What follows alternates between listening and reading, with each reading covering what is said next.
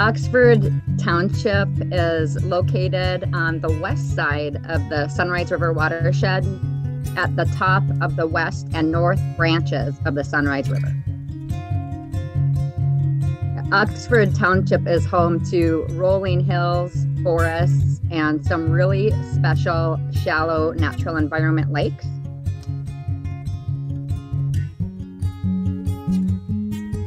The SWCD has been monitoring 7 lakes: Horseshoe, Horseleg, East and West Twin, Upper and Lower Birch, and Hoffman Lake since 2017. Those lakes have otters, diverse aquatic plant communities, and the Minnesota Biological Survey even identified several plant species that are of rare or special concern on those lakes. To this point, there's very minimal development on the lakes, and in fact, many of the lakes have no homes yet. However, because everyone loves water and the lakes are in a prime position for development, they are at risk.